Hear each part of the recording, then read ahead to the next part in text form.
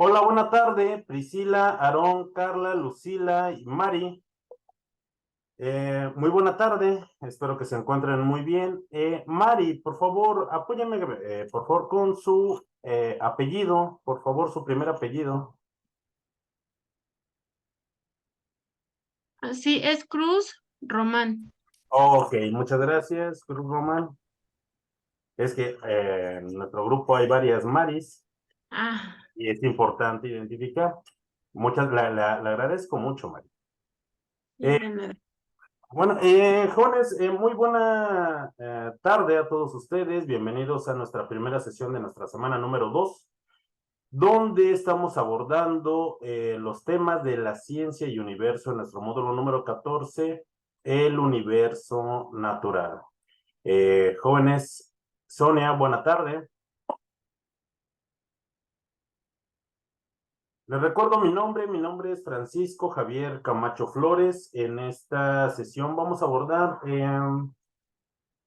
dudas acerca de nuestros temas que estamos abordando en nuestra segunda semana de este módulo número 14 y particularmente sobre lo que se nos presente sobre nuestra actividad integradora número 3, la ciencia en los fenómenos naturales, y algo muy importante, nuestra actividad integradora número 4, la tabla periódica y sus aplicaciones. Se está generando un video de esta sesión, la cual al terminar estaré subiendo a la plataforma de YouTube. Algunas veces en la plataforma se tarda en procesar. Yo les adjunto la liga, pero a veces tarda cuando se procesa en alta definición y es más rápido en definición estándar. Así es que tengan un poco de paciencia. Si no les aparece en la liga, simplemente es que se está procesando en la plataforma. Lo importante es que si llega a surgir una duda en esta sesión, tomen el audio directamente o escriban por medio de nuestro chat de esta plataforma. También, para aquellos que revisen el video más tarde, pueden escribir todas sus dudas en la sección de comentarios. Les recuerdo que lo más importante es que sigamos las normas de comunicación virtual. Ahora bien, jóvenes, recordemos el propósito formativo de nuestro módulo número 14, reconocer las características de ese pensamiento científico que va a sustentar a las ciencias experimentales. Vamos a comprender la estructura de la materia y la interrelación con la energía. Ya conocemos la estructura fundamental de la materia, ya conocemos la estructura del átomo, ya sabemos que los átomos reaccionan para formar nuevas sustancias por medio de algo que se llaman reacciones químicas, y en esta semana vamos a aprender acerca de la energía, sobre todo de esas manifestaciones. Eh, la, el concepto de energía es abstracto, es un término físico, eh, pero para nosotros es más fácil adentrarnos de acuerdo a las manifestaciones de la energía. Eso es mucho más práctico para nosotros porque a diario, dentro de esos fenómenos diarios a los que nos presentamos, tenemos contacto con diferentes manifestaciones de lo que es la energía e incluso su interrelación y la conversión entre un tipo de energía y otro. Y hoy vamos a abordar acerca de esos temas, también explicando fenómenos naturales. Antes de iniciar, ¿alguien tiene alguna duda en particular sobre las actividades o temas de esta semana?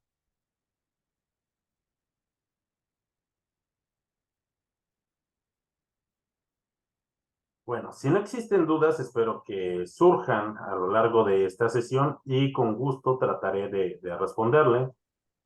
Asesor, buenas tardes. Yo sí tengo una duda. Adelante, Lucila, dígame. Gracias. En la actividad número 4, en el apartado número 2, dice, antes de grabar tu audio, redacta un guión escrito en un procesador de textos para realizar tu exposición, en donde redactes tu explicación separándola por cada diapositiva. Esta parte no me queda muy clara, profesor. Ok, miren, semejante a lo que nosotros hicimos en nuestra actividad integradora número 1, donde nosotros elaboramos un guión. Para esta actividad también vamos a elaborar un guión. Nos dice que subamos la presentación a la nube. Debido a que cuando nosotros hacemos una presentación y le integramos audio y sobre todo porque vamos a utilizar diferentes imágenes, subir la presentación directamente a veces nos crea mucho conflicto. Por ello ustedes tienen la herramienta de poderla subir a la nube y ustedes lo que me estarían enviando sería la liga o el enlace para que yo pueda ver esta presentación con audio. Dentro del documento en el cual ustedes, al igual que, o semejante a lo que es la actividad integradora número 1, en este documento, además de la liga, también van a integrar ese guión con el que ustedes le van a explicar a Margarita acerca de la estructura de la tabla periódica. Cada una de las diapositivas en las que ustedes están desarrollando para poderle explicar a Margarita, en el texto de su diálogo, sepárenlo por medio de un párrafo. Ahora, bien, si ustedes suben directamente su presentación en PowerPoint y este no es video, yo tengo la opción de poder checar el texto, pero lo más importante es que ustedes traten de seguir un guión escrito. Para realizar a veces una presentación, nosotros nos apoyamos de texto. Sí, eso es válido, pero que el texto sea mínimo, que sea un apoyo para nosotros realizar este tipo de presentación. Lo principal de nuestra exposición, que nosotros recuerden, tiene que ser explicado a Margarita. Traten de redactar un guión y que vaya acompañado en el documento que ustedes van a subir.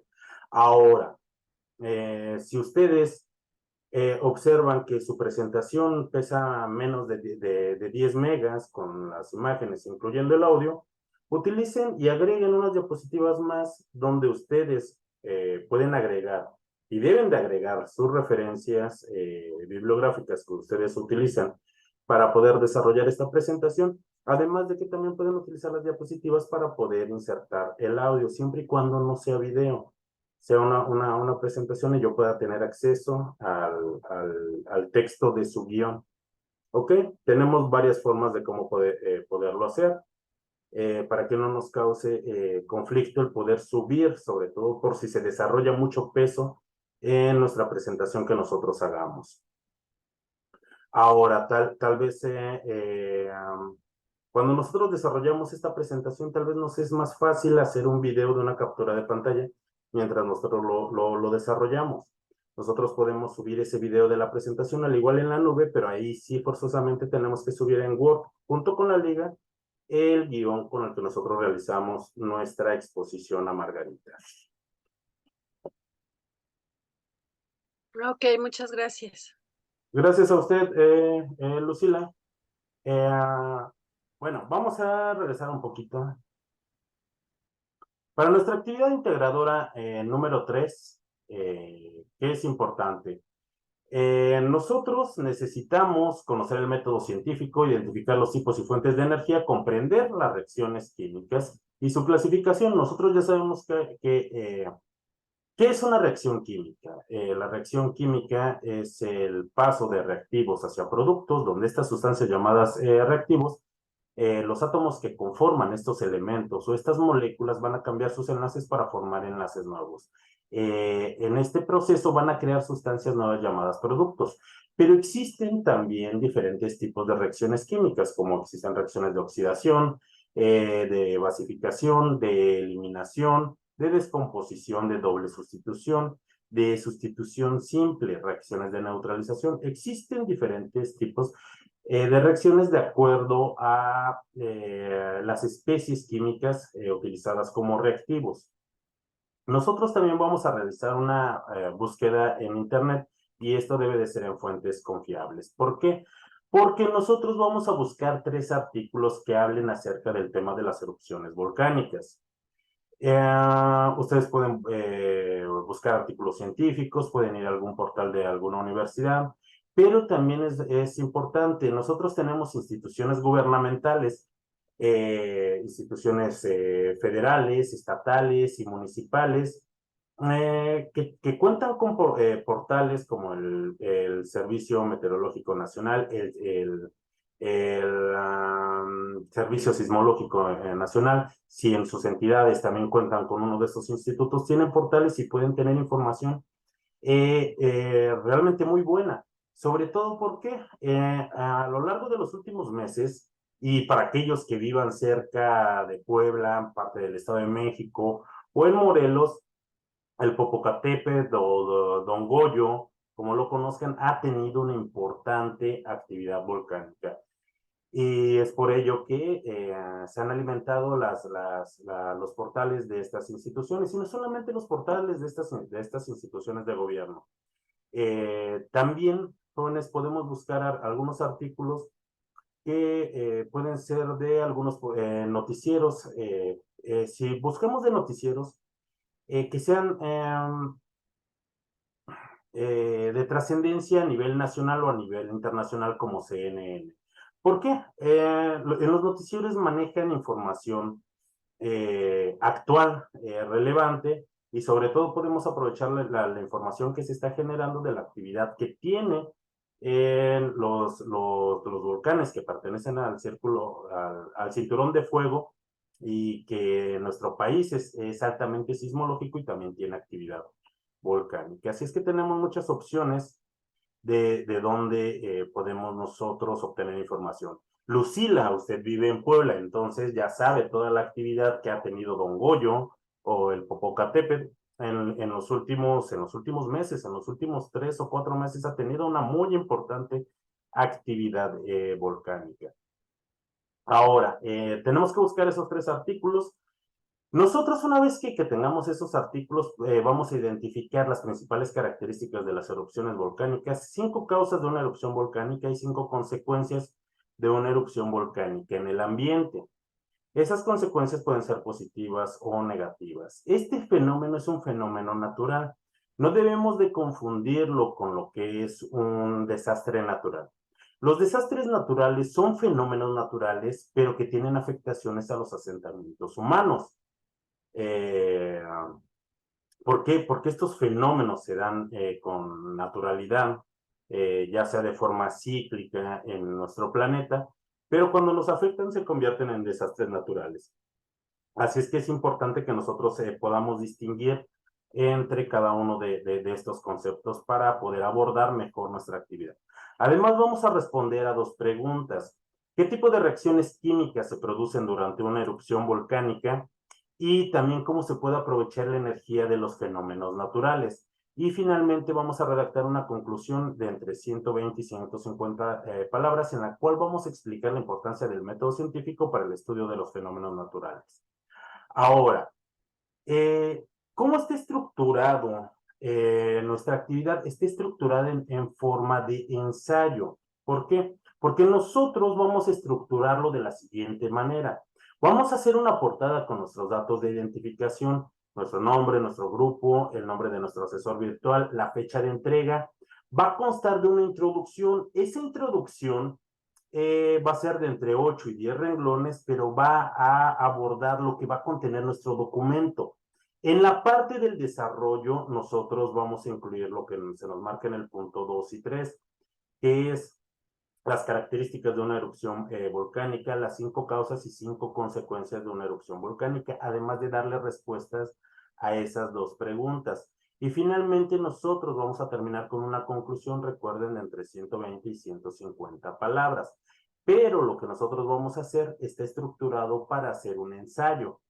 Y es muy importante que lleve introducción. O sea, esto se los digo porque en algunas otras generaciones incluyen información que realmente omite esta parte de la introducción. En esta introducción va a hablar sobre lo que va a contener nuestro trabajo.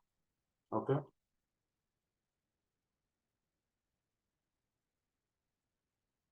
Ok, ¿qué pasa con esas?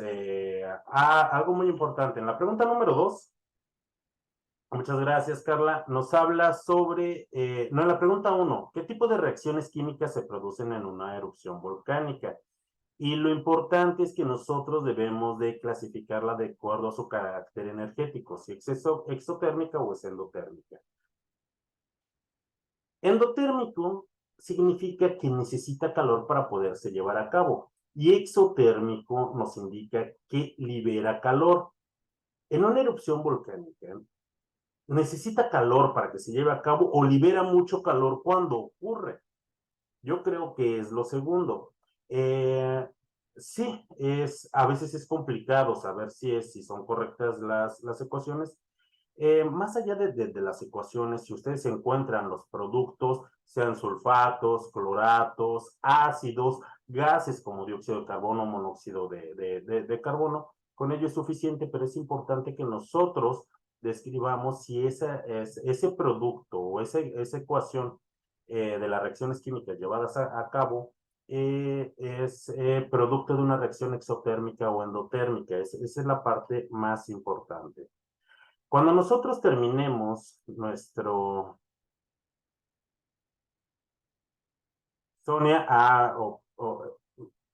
miren, una consecuencia, y ahorita que Lucila y Sonia nos dicen, a veces cae ceniza, realmente para las personas que viven cerca del volcán es benéfico el que caiga ceniza, sobre todo para las personas que tienen parcelas y que se producen enormes cantidades de alimentos ahí. ¿Por qué? Porque esos son nutrientes naturales para el suelo. Pero, ¿qué es lo que pasaría si cayera demasiada ceniza?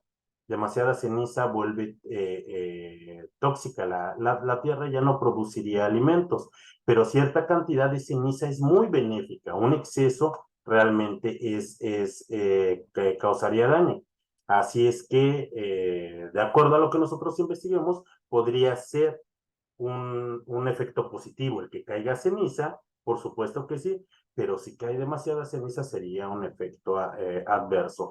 Ahora, el que caiga ceniza, ok, es positivo para la producción de alimentos, pero ¿qué es lo que pasa en el ambiente y sobre todo con ese aire que nosotros respiramos?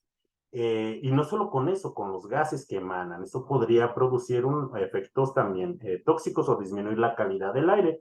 Así es que eso tiene que ver también con su criterio de acuerdo a lo que ustedes investiguen. Es muy importante todas las opiniones que ustedes marcan. Una vez que nosotros terminemos nuestro ensayo, y también es muy importante que nosotros pongamos las referencias de esos artículos y además también de algunas otras fuentes de información que nosotros ocupemos para poder realizar esta actividad, que las anotemos en nuestras referencias.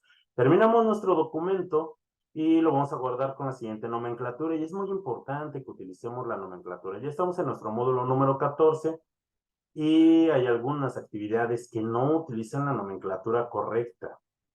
Recuerden, son nuestros apellidos, guión bajo, nuestro nombre y la clave de esta actividad, que es M14, S2, A y 3. ¿Cómo vamos a buscar esos artículos? Yo, por ejemplo, rápidamente utilizo un motor de búsqueda como Google y digo, ¿qué son las erupciones volcánicas? ¿Y me importan del mundo? Sí, pero dije, vamos a empezar por México. E inmediatamente me manda al Servicio Geológico Mexicano, una institución federal y de gobierno, y que tiene un portal muy interesante donde nosotros podemos obtener información. Así es que existen muchas fuentes. Nosotros debemos de evitar copiar y pegar y sobre todo marcar las referencias que nosotros utilicemos para nuestra actividad. Priscila nos dice, un exceso de ceniza puede ser adverso para nuestras vías respiratorias, para nuestras vías cutáneas. Por ejemplo, podría colapsar nuestros sistemas de drenaje. Es más, yo les pregunto, todo el día somos muy hacendosos, lavamos nuestra ropa, y para aquellos que la cuelguen en el tendedero y a veces la olvidamos, imagínense que cae ceniza, el agua que ya gastamos y que vamos a volver a gastar para volver a lavar, tal vez más que un efecto adverso para nuestra salud, sí para nuestra salud emocional por el coraje que nosotros hacemos cuando olvidamos o cuando ocurre eso, o que los autos estén cubiertos de ceniza y disminuyan la visibilidad. Pero recuerden, estos son fenómenos naturales. Si no hubiera asentamientos humanos ahí, no tendríamos ninguna afectación, pero existen muchos asentamientos, tanto en Puebla, en el Estado de México, como en Morelos, en la Ciudad de México, incluso en semanas pasadas ha llegado ceniza. Claro que existen afectaciones, pero dentro de ello también hay efectos muy positivos, y eso les recuerdo, es lo que nosotros vamos a describir. Recuerden identificar las principales causas. Adelante, María del Carmen, dígame. Como por ejemplo, de las consecuencias ambientales se refiere al ambiente o también puede ser de salud, o ya ve que pues emigran, ¿no? Los llevan a otro lado porque pues el volcán. ¿Eso sería como ambiental o sería de otra cosa? Ok, Ese ya no lo entendí. ok, 5 consecuencias que realmente genere en nuestro medio ambiente. Pero si usted lo cree pertinente, no nos limitemos a 5 causas y a 5 consecuencias, pueden ser más. Y usted puede sumar ello, no solamente las consecuencias al ambiente, sino las consecuencias a la sociedad que puede traer. Puede traer un estado de alerta constante, hay personas que se preocupan y sobre todo por también generan movimientos sísmicos y eso a veces nos trae los nervios de punta. Puede traer afectaciones en vías respiratorias. Esto lo podemos llevar más allá y poner más consecuencias de las que se nos están solicitando y eso complementaría mucho mejor nuestro trabajo. No nos limitemos a 5, si Sí, encontramos más, las sumamos y claro que ok. hacemos más completo. Claro que sí, 6, 7, 8. Sí, igual no solo puse 3 artículos porque no en los 3 artículos venía lo mismo. A veces venía en un artículo una cosa, en otro artículo otra y así. Y tuve que poner más artículos de los mencionados, ¿no importa? No, claro que no es, eso es mucho mejor. Al menos recuerden, tenemos que tener 3 artículos. Pueden ser más, eso, y es como lo está haciendo María del Carmen, pues es excelente el que nosotros tengamos más. Así podemos nutrir más nuestro trabajo, nuestro ensayo que nosotros vamos a realizar. Claro que sí, pueden ser más. Pueden ser más causas, pueden ser más consecuencias, claro que sí. Adelante, Francisco. Tardes a todos, buenas tardes. Bueno, mi pregunta es un poquito diferente porque en el ejercicio dice, responde las siguientes preguntas. En el número 2, una de ellas dice, ¿cómo se puede aprovechar la energía de los fenómenos naturales? Basa tu respuesta en los tipos de energía y sus fuentes. Entiendo que esto lo voy a enfocar o voy a basar mi respuesta en base al tema de las erupciones volcánicas. Que Mm, no voy a hablar de, bueno, y aprovecha la nieve o aprovecha el río, porque pues me imagino que estamos hablando de volcanes. no está enfocado a las erupciones volcánicas, ¿eh? Ok, Sino, ok. no. Y, por ejemplo, ¿de dónde nosotros aprovechamos energía? Pues puede ser del aire, eloica, puede ser Energía de, eólica, aprovechamos la fuerza del viento ¿para qué? Para para producir generar energía energía. mecánica, esa energía mecánica nos produce energía eléctrica, la energía eléctrica la convertimos en energía química, esa energía química la podemos almacenar o distribuir nuevamente como energía eléctrica y llega a nuestros hogares. Solo ese tipo de energía, no, la fuerza del agua, energía hidráulica. Y la mayor parte de la electricidad de nuestro país viene siendo por la energía hidráulica? ¿Cómo es que aprovechamos la energía hidráulica? ¿Cómo es que el agua obtiene energía? Las cascadas, bueno, las bajadas, Gracias a la mueven. energía cinética, Ok. porque adquiere energía potencial. Y una vez que ocurre ese movimiento, se convierte en energía cinética y es parte de una energía mecánica. ¿A qué nos referimos con todo esto?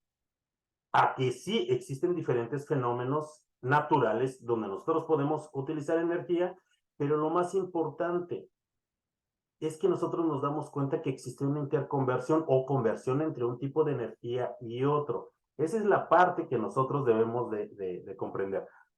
¿Qué es la energía, Francisco? Es un movimiento, es lo que genera la unión de dos átomos. Eso es energía química. Oh, ¿Qué es la energía? es fuerza, pues es cuando genera, bueno, Le voy a cuando decir, cambian le voy a decir lo que es energía. De acuerdo al fenómeno, al concepto físico, es la capacidad que tiene un cuerpo de generar un cambio en otro cuerpo. ¿Qué es eso? Es abstracto, es difícil de entenderlo, honestamente, ¿cierto? Sí, Pero yo lo pienso como fuerza. usted lo piensa como fuerza, lo podemos asociar al trabajo y eso es correcto. Pero si nosotros ¿Qué tipo de energía usted utiliza a diario? ¿Para qué? ¿Tipo de energía? Que pues para vivir, pues puedo usar la energía de los animales para moler, como antes, que un molino para moler el mixtamal o el Ujú. maíz. Puedo usar la energía del viento con los molinos para sacar agua de los pozos. Puedo usar la energía bueno, es del aire, perdón, la energía del aire, eólica, la de los ríos para mover, para generar también un movimiento y en una bobina, pues generar luz. ¿Generamos luz o generamos electricidad? Perdón, electricidad y con un foco pues ya se hace la luz. Realmente, y dice algo muy importante, Francisco, la energía eléctrica la utilizamos a diario o utilizamos la conversión de la energía eléctrica. Aplicaciones directas de la energía eléctrica solo para electrocutar a alguien. Sí, hacer Frankenstein a uno, ¿no? Nada Así más. es. Pero si nosotros llegamos en la noche, yo no me alumbro con energía eléctrica. Necesito que pase por un foco, una lámpara, ¿para qué? Para convertir esa energía eléctrica en energía luminosa. Sí. Que yo llego muy cansado y ya tengo, voy a calentar mi comida, la meto al microondas. ¿Qué tipo de energía es? De eso, bueno, es eléctrica a través, bueno, en el microondas, la luz, la energía la vuelven ondas y Es calientan energía electromagnética. electromagnética, sí. Y antes de dormirme, yo quiero ver mis videos en mi celular. ¿Y por dónde llegan esos señales?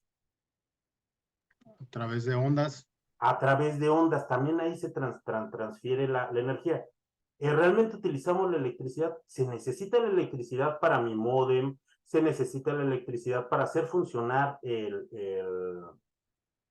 horno de microondas. En la mañana, si yo me voy a hacer un licuado, ¿utilizo la electricidad?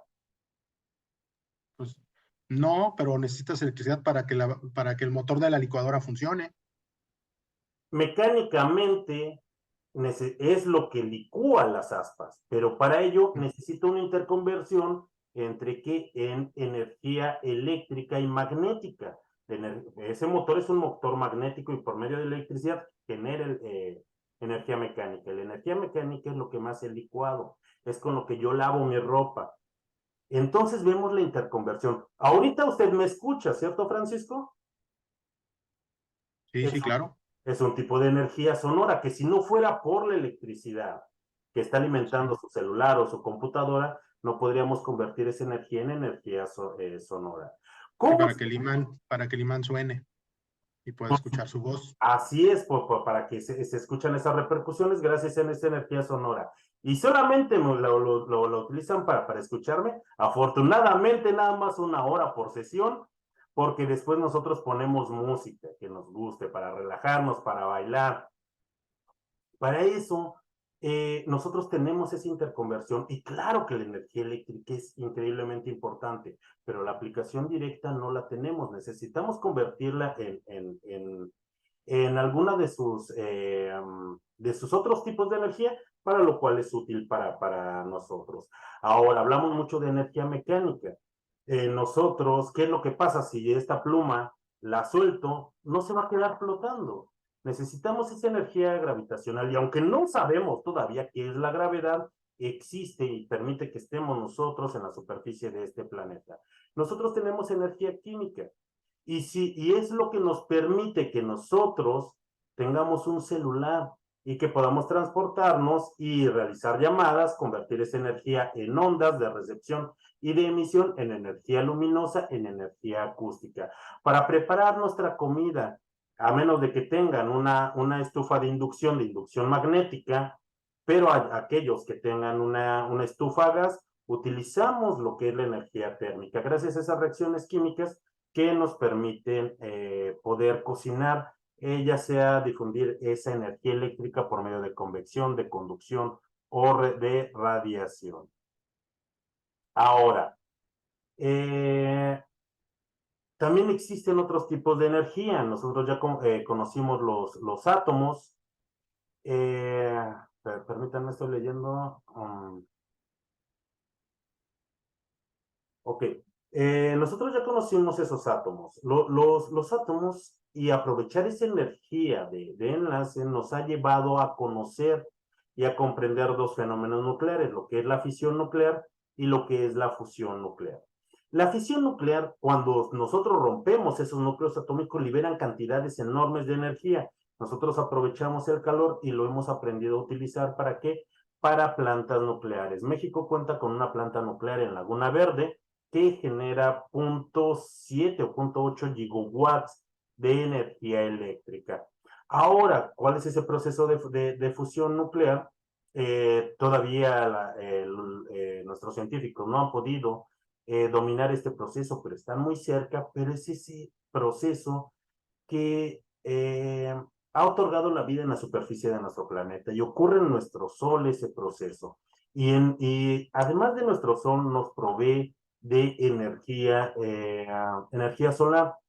La energía solar la aprovechan las plantas, gracias a las plantas existe la vida animal, pero el ser humano ha sido tan creativo que ha podido aprovechar la energía solar para convertirla en energía eléctrica. Y no solo eso, ha aprendido a aprovechar la energía térmica que emana de nuestro sol, también en dispositivos para aprovecharla y convertirla. Tal vez algunos de ustedes tengan calentadores solares en casa, o los han visto instalados en las azoteas de sus vecinos, donde se aprovecha para poder calentar el agua y disminuir el consumo de gas o el consumo de electricidad en nuestro hogar. ¿Y qué sería de nosotros en las noches si nosotros no tuviéramos energía lumínica? Gracias también a la energía eléctrica. ¿Por qué vemos, y son los únicos tipos de energía los que estamos viendo aquí? No existen más tipos. Lo importante es que nosotros vemos una característica de la energía, que la energía se puede convertir de un tipo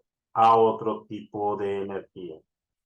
Lucila, claro que sí, nos ayuda a ahorrar muchísima energía y es gracias al aprovechamiento de un equipo llamado, un efecto termosolar o termolumínico. Nosotros podemos también aprovechar esa luz para convertirla en electricidad gracias a celdas fotovoltaicas. El ser humano, y Francisco nos explicaba, ¿no? La fuerza del viento. Hoy en día, tal vez en sus comunidades existan estos generadores eólicos, un tipo de energía renovable actualmente, pero este tipo de energía el ser humano lo ha utilizado desde milenios.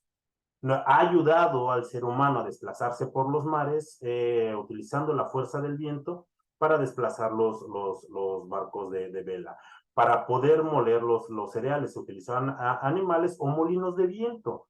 O en la actualidad, por la demanda de energéticos y sobre todo de energía eléctrica, pues la convertimos en energía eléctrica. La energía es un término abstracto, es un término físico, pero nosotros estamos muy cercanos a las manifestaciones de energía, a la luz, al sonido, al magnetismo, al calor, a la electricidad. Claro que sí, esos son diferentes tipos de energía y también son manifestaciones de la propia energía. Y algo antes de que se me pase, también para que pueda llevarse a cabo una reacción química, en las reacciones químicas pueden necesitar calor o pueden necesitar energía para que se lleven a cabo, para que ocurran este cambio de reactivos a productos. Aquellas reacciones que necesitan energía se llaman reacciones endotérmicas. Pero, por ejemplo, en una erupción volcánica, necesitará calor o liberará mucho calor. Cuando las reacciones químicas liberan calor, son reacciones exotérmicas. Por ejemplo, una reacción de combustión, lo que ocurre en nuestra estufa, esas son reacciones exotérmicas. Existen algunas otras reacciones más, por ejemplo, para aquellos que se dediquen a la construcción, o por ejemplo, en algunos lugares para la nixtamalización que se utiliza cal viva, la cal viva para poder formar el hidróxido que se necesita para la nixtamalización, se tiene que utilizar agua y es una reacción que libera muchísimo calor. Para el enyesado también es una reacción que libera mucho calor. Esas reacciones son reacciones exotérmicas y como ellas existen muchos. Recuerden, si libera energía es exotérmica, y si necesita energía para llevarse a cabo, es una reacción de tipo endotérmico. Ahora bien, nosotros debemos de aprender a llevar a cabo un método científico para poder describir un fenómeno. Pero cualquier tipo de fenómeno, no solo un fenómeno natural. ¿Y qué es el método científico? Son una serie de pasos o de etapas o un proceso que se lleva a cabo en una investigación científica, y lo cual permite que nosotros podamos generalizar un método y con ello comprobar los resultados de una forma sistemática. Parte de la observación, el que yo plantee una respuesta a ese fenómeno, que yo plantee una experimentación y en base a los resultados de esa experimentación pueda llegar a una conclusión. Puede que yo observe un fenómeno no solo natural, un fenómeno que me ocurra a diario.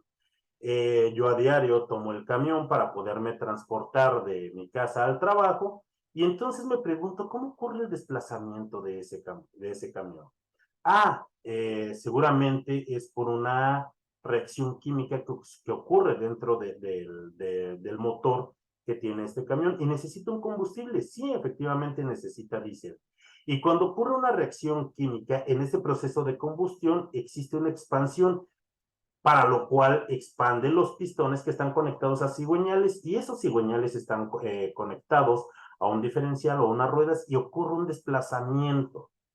Yo puedo llevar a cabo una experimentación, efectivamente verificar si ese motor, tal vez sea un motor eléctrico, tal vez yo tome un trolebús o tome un teleférico y ocurre el desplazamiento de otra forma, y en función a lo que yo planteé y pueda llevar una experimentación, puedo realmente afirmar que mediante esa experimentación puedo concluir lo que yo planteé en mi hipótesis.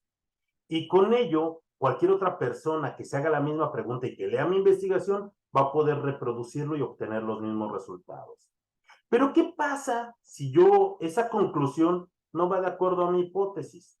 ¿Qué tal si yo digo que ese motor funciona por termocompresión y es un motor a gasolina?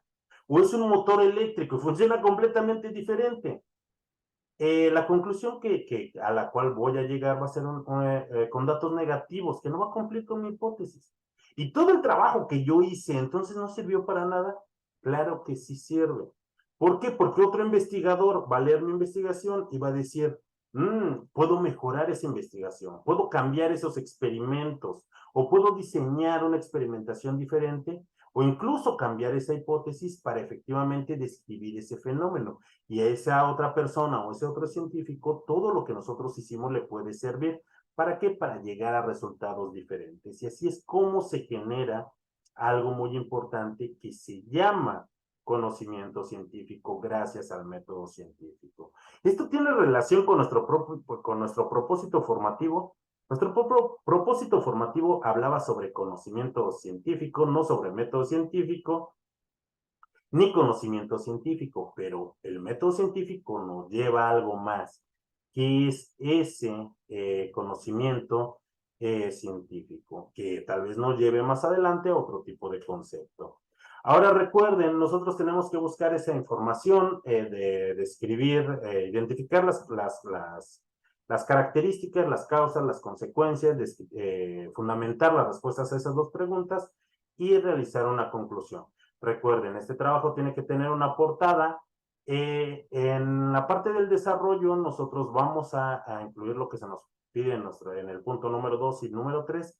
Y recuerden que tenemos que incluir una conclusión. Esté estructurado como si fuera un ensayo. ¿Existe alguna duda sobre nuestra actividad número 3? Bueno, pasemos a nuestra actividad integradora número 4.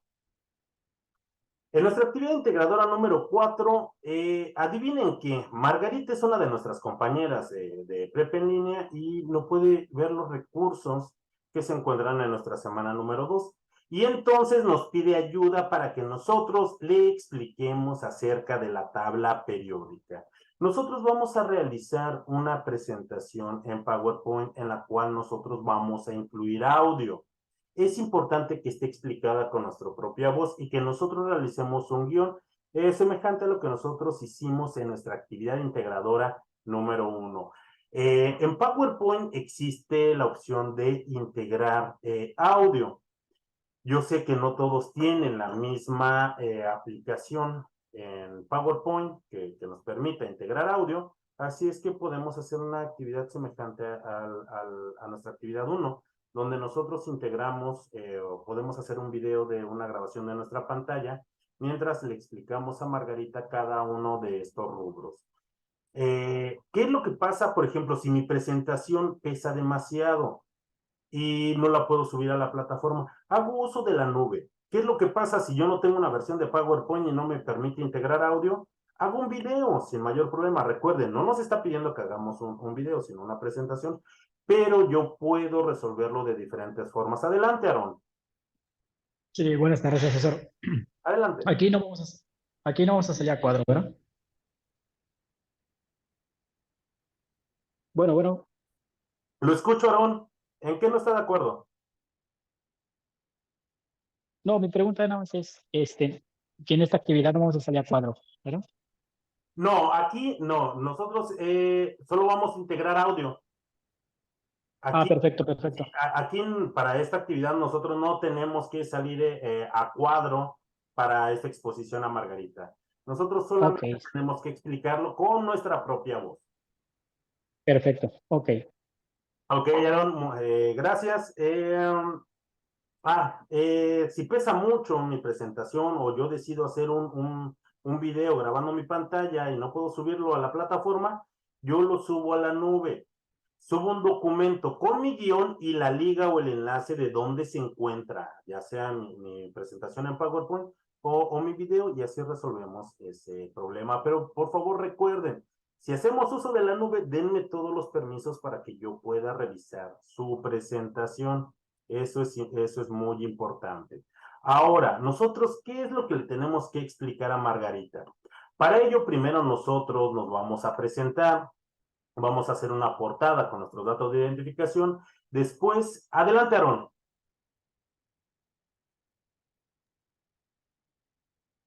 Perdón, profesor, solo estaba bajando la mano. Ok, dale. Sí, Bueno, sí, no se gracias. preocupe. En nuestra segunda diapositiva, nosotros le vamos a poner una imagen de la tabla periódica y le vamos a explicar a Margarita cómo es que están divididos los elementos por familias. En la siguiente diapositiva, también utilizando una imagen de la tabla periódica, le vamos a explicar a Margarita qué son los periodos. Después nosotros le vamos a platicar a Margarita qué es el número atómico y también vamos a incluir una imagen de una tabla periódica. Después nosotros vamos a incluir la imagen de un elemento de la tabla periódica de un elemento y le vamos a explicar acerca del símbolo químico. También con la imagen de un elemento de la tabla periódica le vamos a explicar en la siguiente diapositiva acerca de la masa atómica. Vamos a responder a la pregunta, ¿por qué es importante clasificar los compuestos orgánicos e inorgánicos? Vamos a dar 3 ejemplos de compuestos orgánicos y 3 de compuestos inorgánicos. Y finalmente vamos a responder a la pregunta que para qué nos sirve comprender y conocer la estructura de la tabla periódica.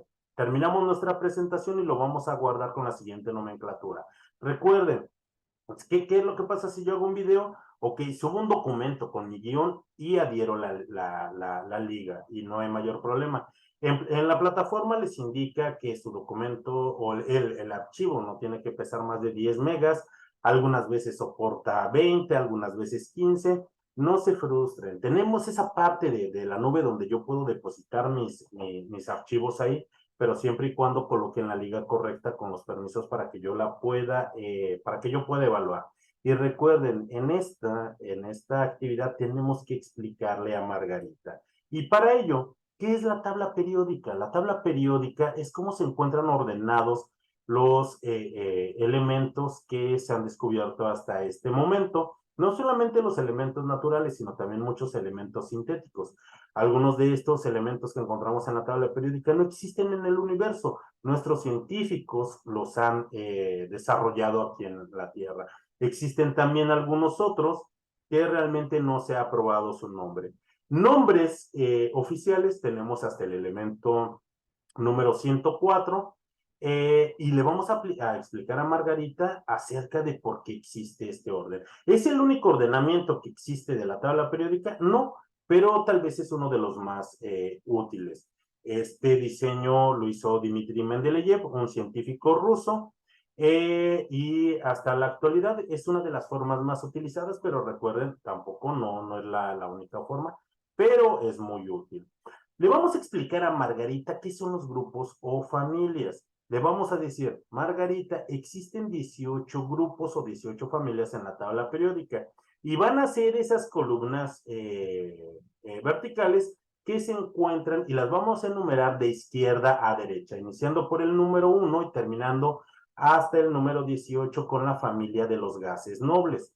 ¿Y por qué no le vamos a explicar a Margarita? Tal vez, Margarita, tú veas algunas tablas periódicas en libros o algunas que estén más antiguas, anteriores al 2007, donde vamos a encontrar familias A y familias B, del 1 al 8A y del 1 al 8B.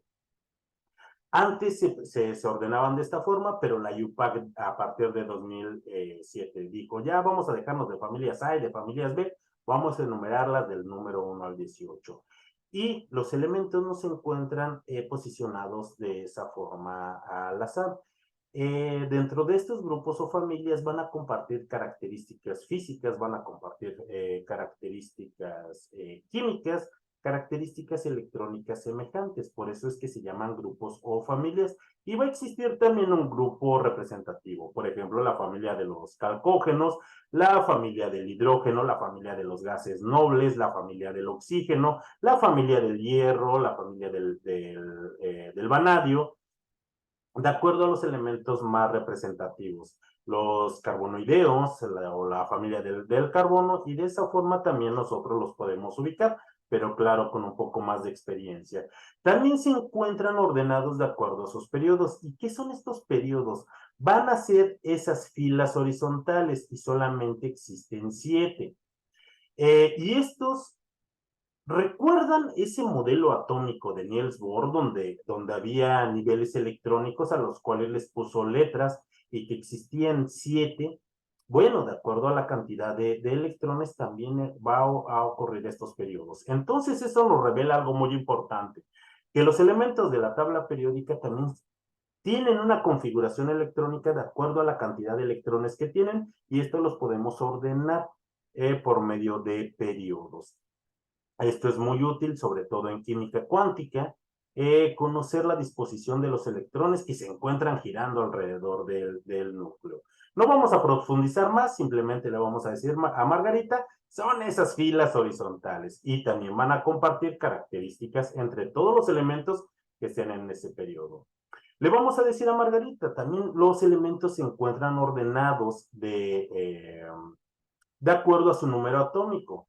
Y como Margarita ya conoce cómo está ese modelo atómico, Margarita ya sabe que en el núcleo existen tanto protones y existen neutrones. El número atómico va a corresponder a la cantidad de protones que tienen los átomos de ese elemento en el núcleo. Y que también este número es muy importante porque indirectamente también nos dice la cantidad de electrones que tiene ese elemento, porque tiene la misma cantidad de protones que de electrones. ¿Y qué pasa con los neutrones? Casi tienen la misma cantidad, pero así como los elementos empiezan a ser más pesados, necesita una mayor cantidad de neutrones para poder estabilizar el núcleo. Y de esa forma también nosotros ordenamos a los elementos en la tabla periódica. Así es que primeramente vamos a encontrar al hidrógeno con un número atómico 1 en la familia número 1, periodo número 1, completamente a la izquierda, y al helio, que posee un número atómico 2, justo del otro lado. Pero así como empezamos a bajar o aumentar en los periodos, ya empieza a tener una progresión más ordenada dentro de la tabla periódica. Y esto hace que también la tabla tenga esa forma caprichosa. ¿Qué pasa con el símbolo químico? Le vamos a decir a Margarita. Margarita, ese símbolo químico corresponde a dos letras o a una sola letra. Cuando es una sola letra va a ser siempre mayúscula. Cuando son dos letras, la primera siempre va a ser mayúscula y la siguiente va a ser minúscula. Que el símbolo químico es universal, independientemente del idioma en el que nosotros tengamos esa tabla periódica, el símbolo químico no va a cambiar. Ahora, ¿de dónde proviene también este símbolo químico? Proviene de los nombres del idioma en origen en el cual se descubrieron. Y generalmente fueron en alemán, en inglés, en ruso, en italiano y en latín. No, en francés y en latín. Es de donde tienen origen los nombres de los elementos de la tabla periódica. Y claro, si yo tengo una tabla en ruso, la información va a estar en ruso, pero el símbolo químico es universal. Independientemente del idioma en el que esté la tabla periódica, el símbolo químico no va a cambiar. Y ahora, ¿qué es lo que pasa con la masa atómica? La masa atómica va a ser la masa que corresponde únicamente al núcleo de los átomos de esos elementos y corresponde a la masa de protones y a la masa de los neutrones característicos de esos elementos en la tabla periódica. Ahora, los compuestos orgánicos e inorgánicos comparten características muy importantes. Los compuestos orgánicos, el enlace más representativo va a ser el enlace covalente.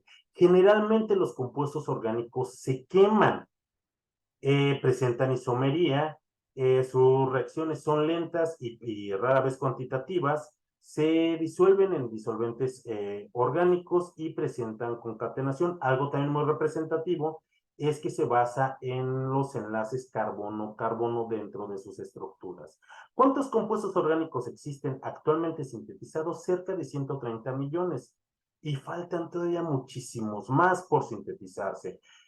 Estructuras de las proteínas, de los alcoholes como el etanol, el metanol, de las proteínas, de los aminoácidos como el triptofano, la metionina, la lisina, proteínas como la hemoglobina, gases como el metano, el etano, el butano, el isobutano, el pentano, los ácidos nucleicos, los lípidos como el ácido oleico, el esteárico, las vitaminas, todos esos son compuestos orgánicos y hay muchísimos.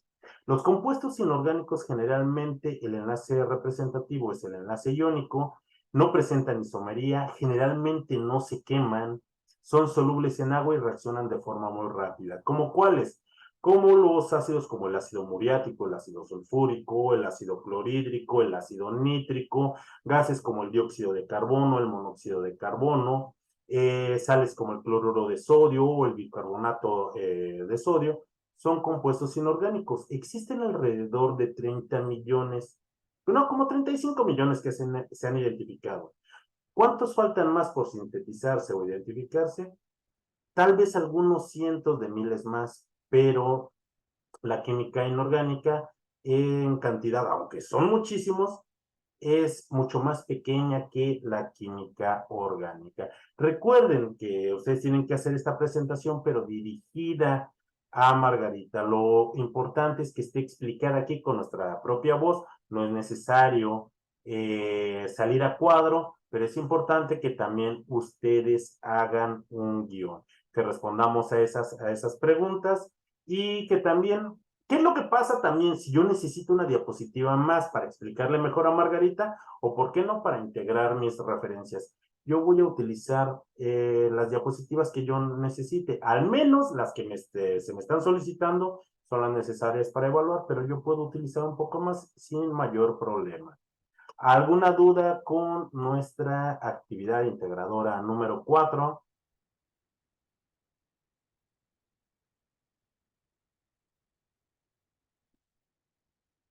Sí, bueno, si llega a ocurrir alguna duda, nos vemos a la misma hora en nuestra sesión del día viernes o pueden escribirme por medio de nuestro mensajero.